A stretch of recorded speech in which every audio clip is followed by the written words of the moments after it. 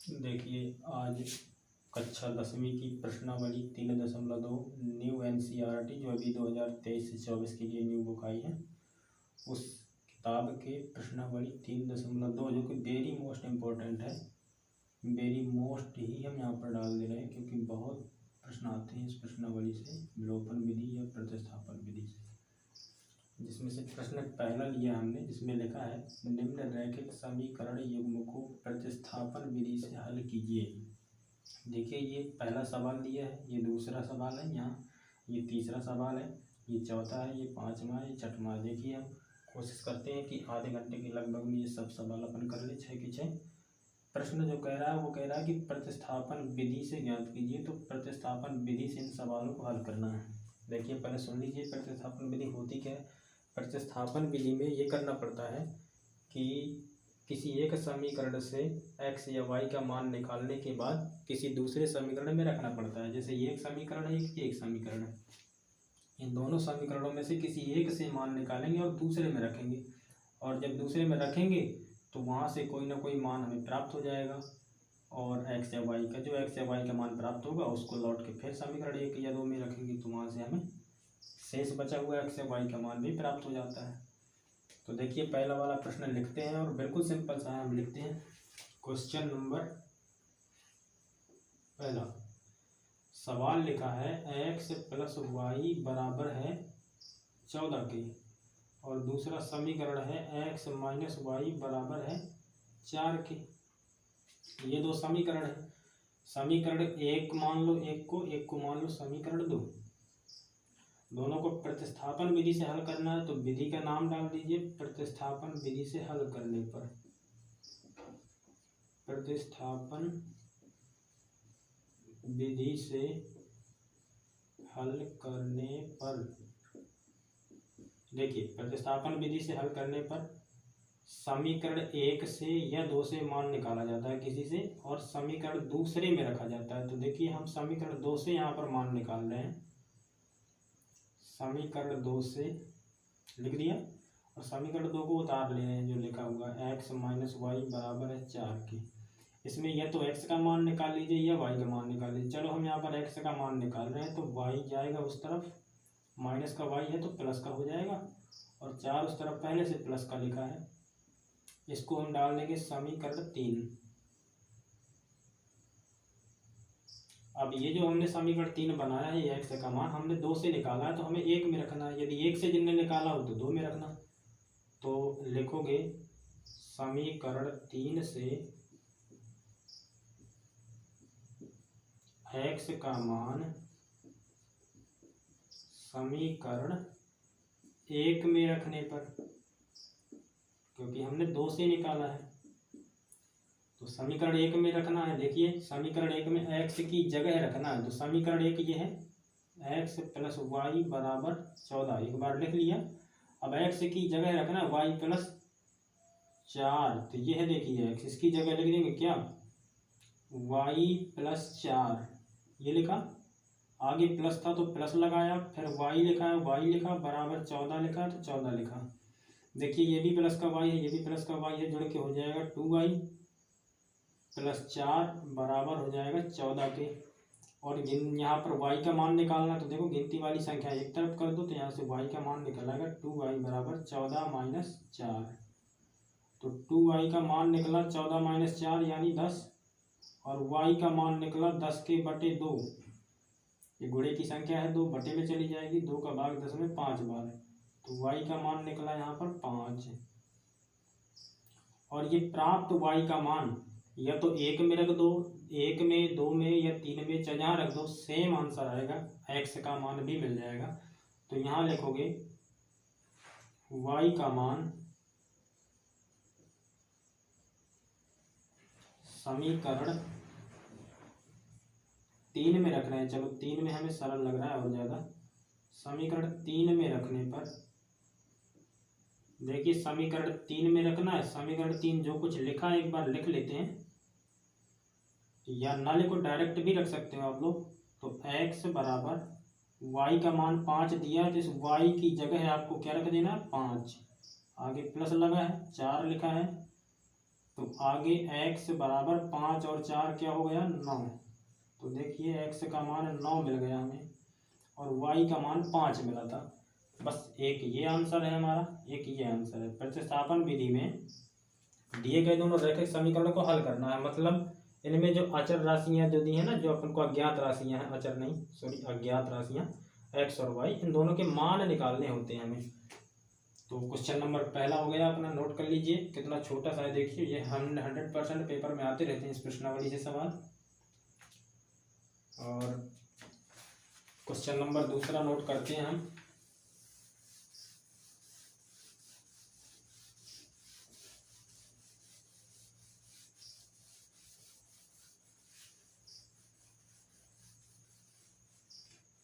Question number दूसरा लिखा है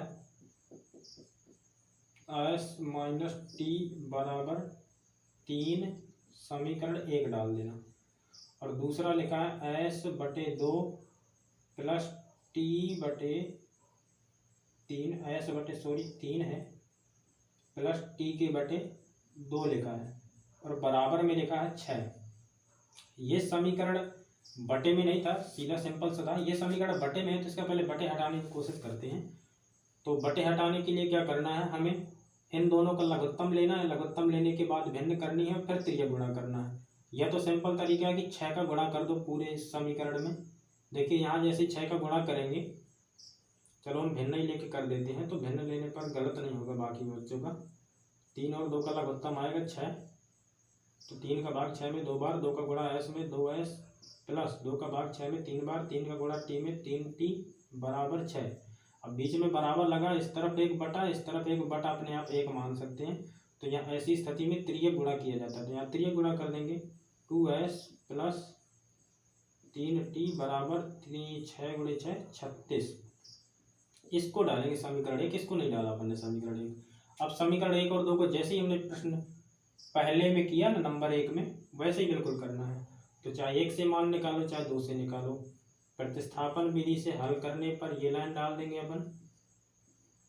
प्रतिस्थापन विधि से हल करने पर समीकरण 1 से मान निकालना है कि 2 से। समीकरण हम 1 से मान निकाल रहे हैं तो समीकरण 1 लिख देंगे और समीकरण 1 s माइनस टी बराबर है 3 के। यहाँ से s का मान निकाल रहे हैं तो t को एक तरफ करना पड़ेगा, माइनस का t है उस तरफ गया, प्लस का t हो गया, प्लस का 3 पहले से था। ये समीकरण बन गया हमारा 3। इस समीकरण 3 से s का मान 1 से निकाला है तो 2 में रखना पड़ेगा, और 2 से निकाला होता तो 1 में रखना पड़ता। तो लिखेंगे समीकरण 3 से s का मान निकला इस बार, तो s का लिखेंगे, s का मान समीकरण 1 से निकाला है 2 में रखने पर, 2 में रखने पर। तो देखिए 2 में रखना है, एक बार लिख लेते हैं 2s प्लस 3t बराबर है 36 की। s की जगह रखना है t प्लस 3, यह देखिए s, तो 2s गुणे में था तो गुणे में लिखा जाएगा, t प्लस 3, आगे प्लस लगा था तो प्लस लगाया, 3t लिखा था 3t लिखा बराबर 36। ज्यों करते हो 2 का गुणा होना है t में, 2t प्लस लगाया 2 का गुणा 3 में 6 प्लस 3t बराबर हो गया 36 के। देखिए t वाले आपस में दोनों जुड़ जाएंगे, t वाले और गिनती वाले एक तरफ कर लो, तो 3 2 5t हो गया बराबर 36 माइनस 6 कर देंगे, इस तरफ जाएगा 6, तो 5t बराबर 36 माइनस 6 कितना बचेगा 30। और यहाँ से t का मान निकालेंगे तो गुणे में है, 5 कहाँ जाएगा बटे में, 5 का भाग 30 में 6 बार, तो t का मान निकला यहाँ पर 6। और प्राप्त t का मान समीकरण 1 में रख देना, चाहे 2 में रख देना, चाहे 3 में रख देना, तो हमें s का मान भी मिल जाएगा। तो देखिए यहाँ पर लिखते हैं इसको, t का मान समीकरण 3 में रखने पर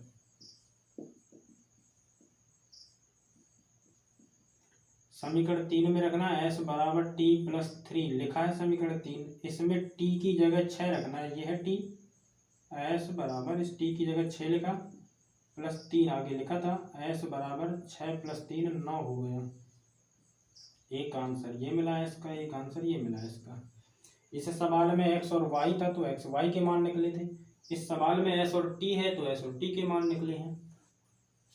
नोट कर लीजिए आप। आगे देखिए क्वेश्चन नंबर 3।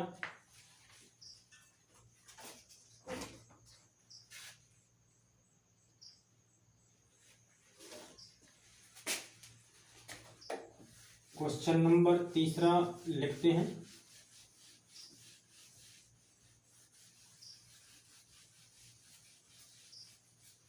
क्वेश्चन नंबर 3 में समीकरण दिया है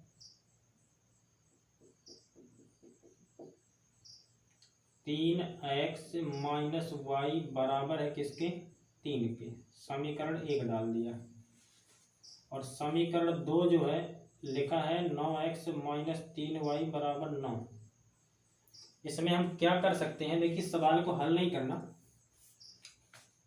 सवाल 1 जो लिखा था इसमें समीकरण सवाल 1 जो था वो सही था, क्या था, संतुलित था। पहले से भाग वगैरह जो भी जा रहा है कॉमन निकल रहा है वो सब कुछ सिंपल सा था। दूसरे समीकरण जो बन रहा है उसको समीकरण 1 नहीं डालना, पहले उसको देखना है किसी संख्या का भाग तो नहीं जा रहा। इसमें 3 का भाग देखिए सब पदों में जा रहा है, इसमें भी जा रहा है, इसमें भी जा रहा है, इसमें भी जा रहा है।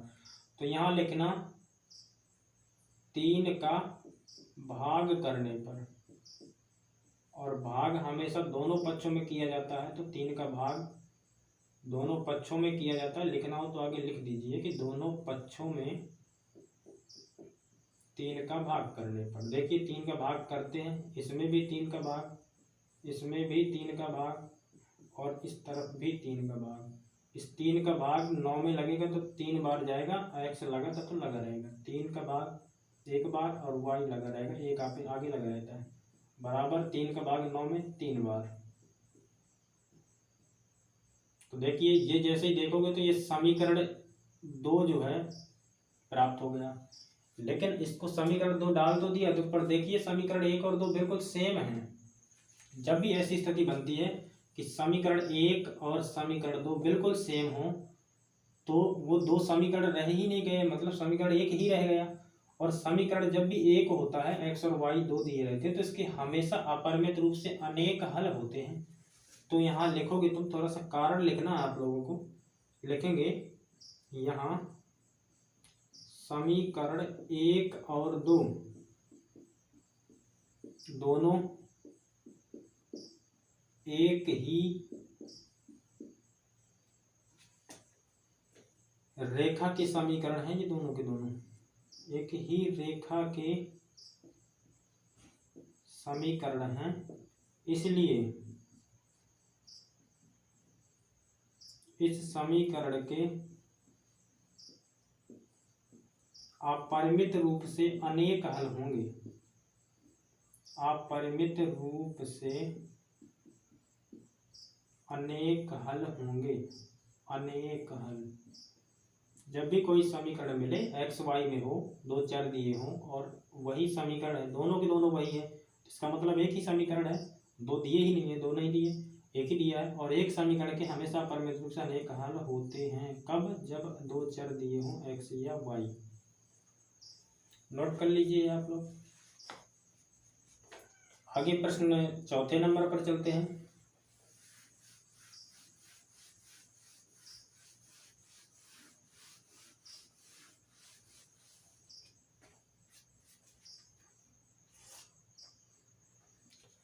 प्रश्न 4 में लिखा है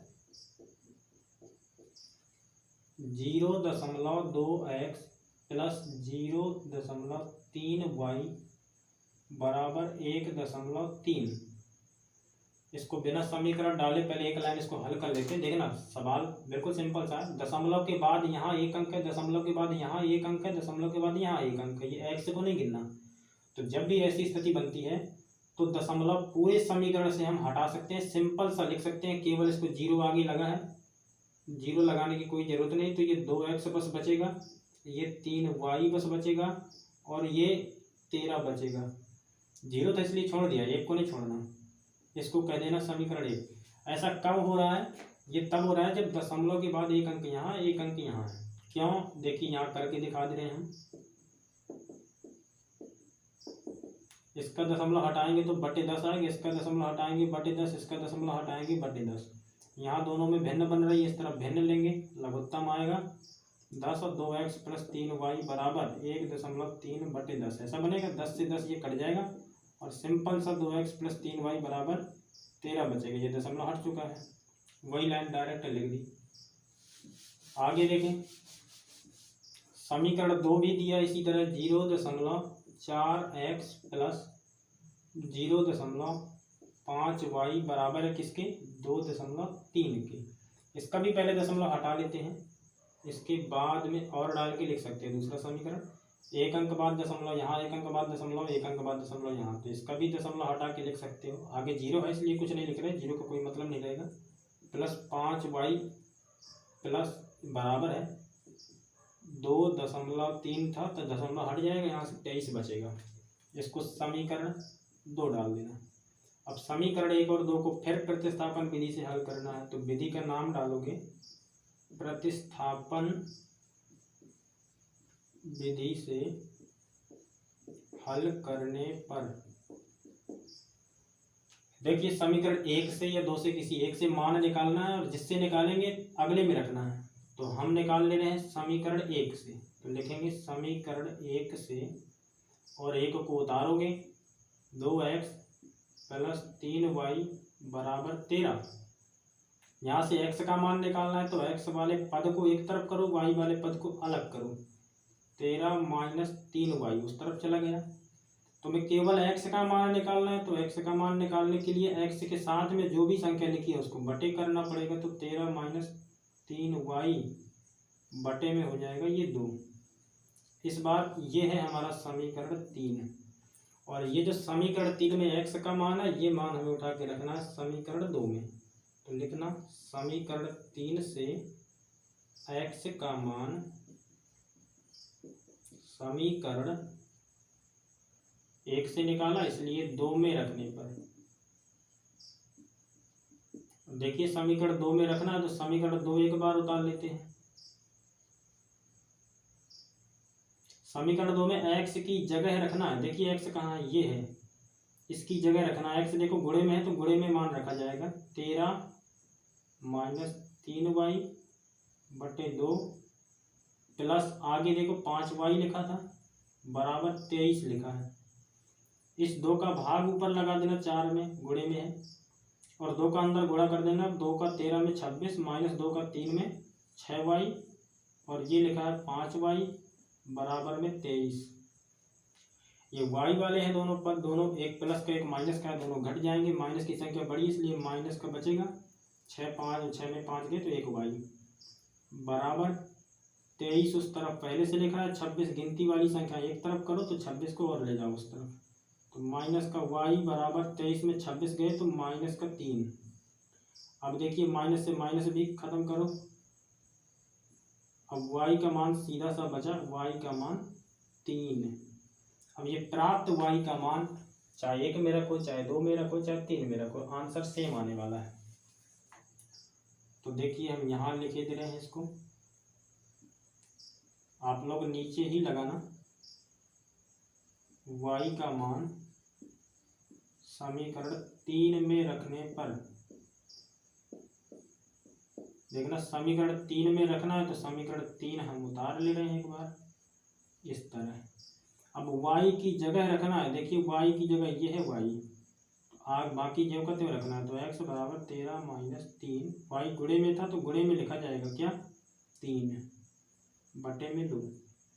x बराबर 13 - 3 गुणे 3 9 बटे 2। x बराबर 13 में 9 गए 4 बटे 2, और 2 का 4 में भाग 2 बार, तो x का मान क्या आया, 2। एक ये आंसर है हमारा, एक ये आंसर है हमारा। नोट करिए, आगे चलते हैं। Question number 5। क्वेश्चन नंबर 5 लिखा है √2x + √3y बराबर है 0 के, और √3x - √8y बराबर है 0 के। तो देखिए इसको भी नोट करते हैं क्या लिखा है।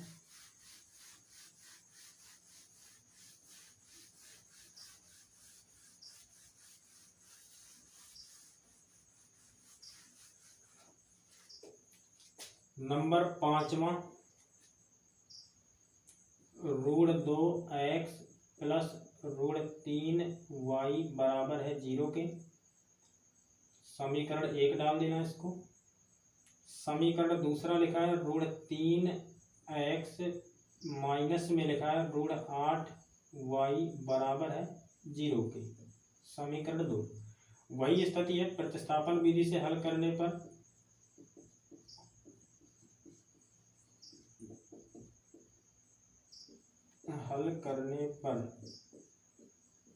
किसी एक से मान निकालिए, चाहे एक से निकालिए चाहे दो से निकालिए।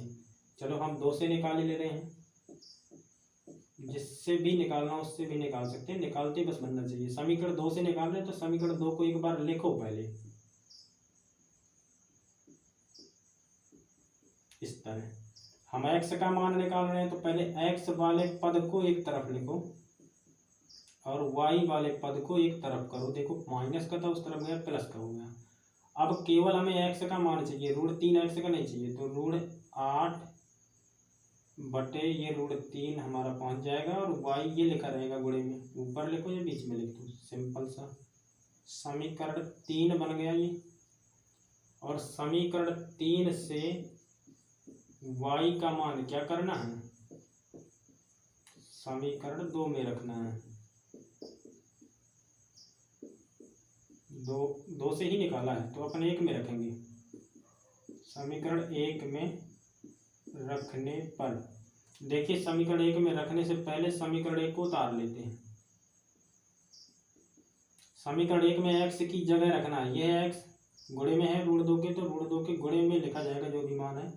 √8 बटे में है √3y प्लस √3y बराबर में है 0। तो देखिए यहाँ गुणा करना पड़ेगा √2 का √8 के साथ, तो √2 का √8 के साथ, तो अंदर हो जाएगा √16 बटे में √3 लिखा हुआ है y प्लस का ये है √3y बराबर में है 0। √16 से बाहर निकलेगा 4 बटे √3y प्लस का √3y बराबर 0। यहाँ भिन्न बन रही है तो भिन्न करनी पड़ेगी बटे 1 मान के। देखिए 1 और √3 का लघुत्तम आएगा √3 का √3 में भाग 1 बार जाएगा। 1 का गुणा 4 में करोगे 4, साथ में y लगा था तो 4y प्लस 1 का भाग √3 में तो √3 और √3 का गुणा √3 में करोगे तो 1 तो 3 बन जाएगा y बराबर हो जाएगा 0 के। अब 0 के बटे 1 मान सकते हो, बराबर किस तरफ 1 बटा, बराबर किस तरफ 1 बटा, तो त्रिय गुणा कर सकते हैं यहाँ पर। तो ये 4 3 7y हो जाएगा, 1 का गुणा होगा तो 7y आएगा, बराबर √3 का 0 से होगा तो 0 हो जाएगा। और y का मान 0 के बटे में 7 चला जाएगा। और 0 के बटे में कोई भी संख्या हो, जरूरी नहीं कि 7 ही हो, कोई भी संख्या 0 के बटे कोई भी नंबर हो हमेशा 0 आता है। तो ये अपन लिख देंगे क्या, इसका मान 0। और जैसे ही हमें एक मान प्राप्त हो जाता है x और y का, तो ये मान उठा के फिर समीकरण 1 में रखो चाहे 2 में रखो। देखो जैसे y का मान यहाँ 0 रखोगे और गुणे में लिखा है तो पूरा 0 हो जाएगा। कोई भी संख्या लिखी हो जब उसमें 0 का गुणा होगा तो वो तो 0 तो हो ही जाएगा। तो यहाँ लिखना है y का मान समीकरण 3 में रखने पर, चलो 3 में रख देते हैं। x बराबर √8 बटे √3y। अब x की y की जगह रखना 0, तो देखो √8 बटे √3 गुणे ये लिखा 0, और 0 से पूरे में गुणा होगा। ऐसे 0 के साथ में किसी भी संख्या से गुणा हो आंसर 0 आता है। तो एक ये आंसर है, एक ये आंसर है।